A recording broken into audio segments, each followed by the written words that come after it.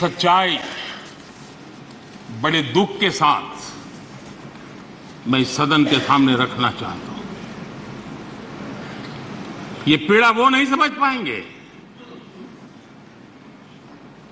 मैं north east के चप्पे चप्पे पर घुमा हुआ व्यक्ति हूं और राजनीति में कुछ नहीं था, तब भी अपने पैर वहां घिसता था।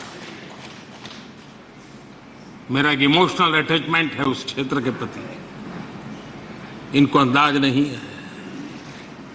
माननीय अध्यक्ष जी, मैं 3 प्रसंग आपके सामने रखना चाहता हूं सदन से, और बड़े दर्द के साथ कहना चाहता हूं, देशवासी भी सुन रहे हैं। पहली घटना 5 मार्च 1966, 5 मार्च 1966। इस दिन कांग्रेस ने मिजोरम में असहाय नागरिकों पर अपनी वायुसेना के माध्यम से हमला करवाया था। और बड़ा गंभीर विवाद हुआ था।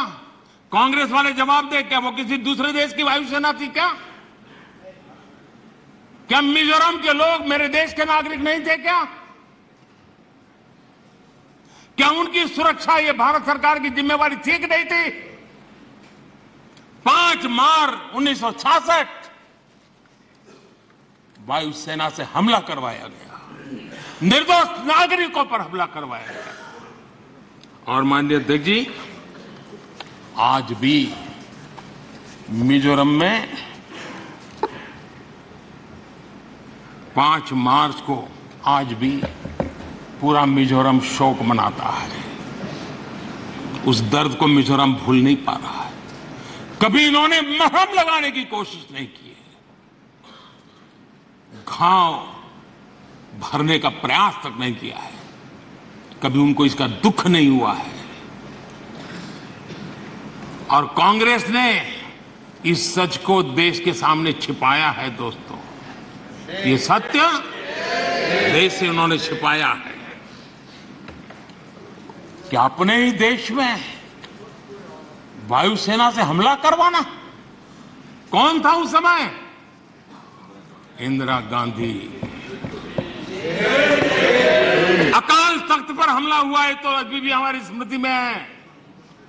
उनको मिजोरम में उसके पहले ही आदत लग गई थी और इसलिए अकाल तख्त पर हमला करने तक वो पहुंचे थे, मेरे ही देश में।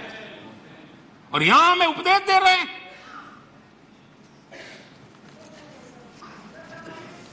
आदरणीय अध्यक्ष जी, नॉर्थ ईस्ट में वहां के लोगों के विश्वास की इन्होंने हत्या की है। वो घाव किसी न किसी समस्या के रूप में उभर करके आते हैं, उन्हीं के कारनामे हैं। आदरणीय जी, मैं दूसरी घटना का वर्णन करना चाहता हूं और वो घटना है 1962। 1962 का वो खौफनाक रेडियो प्रसारण आज भी शूल की तरह नॉर्थ ईस्ट के लोगों को चुभ रहा है।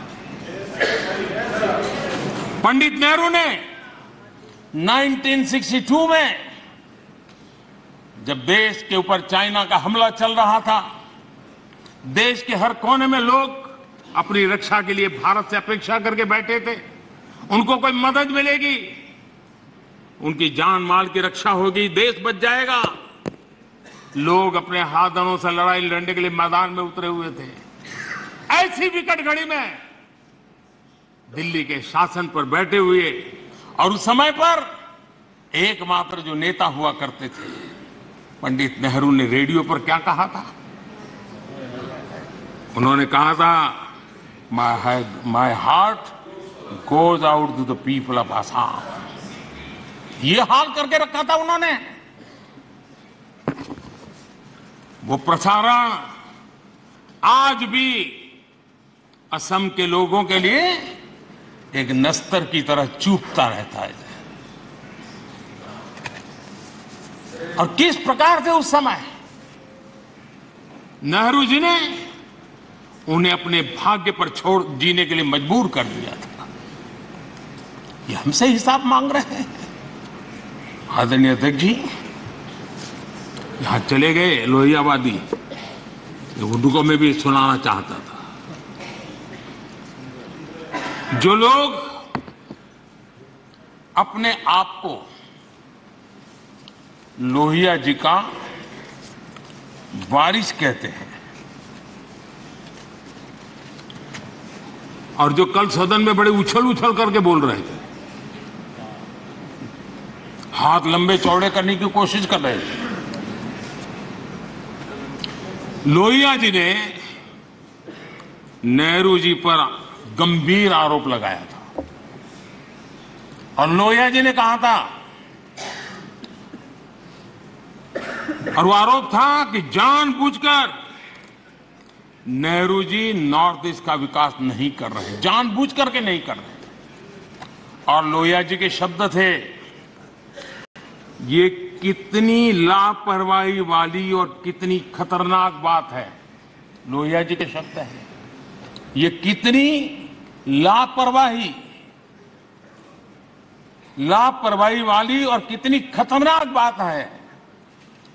30,000 स्क्वायर मील से बड़े क्षेत्र को एक कोल्ड स्टोरेज में बंद करके उसे हर तरह के विकास से वंचित कर दिया गया है। ये लोहिया जी ने नेहरू पर आरोप लगाया था कि नॉर्थ ईस्ट के लिए तुम्हारा रवैया क्या है। ये कहा था।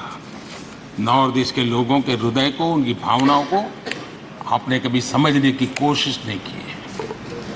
मेरे मंत्रिपरिषद के 400 मंत्री रात्रि निवास करके, और अकेले स्टेट हेडक्वार्टर पर नहीं, डिस्ट्रिक्ट के हेडक्वार्टर, और मैं स्वयं 50 बार गया। ये आंकड़ा नहीं है सिर्फ,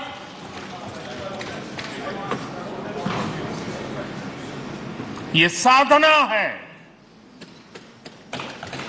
ये नॉर्थ ईस्ट के प्रति समर्पण है।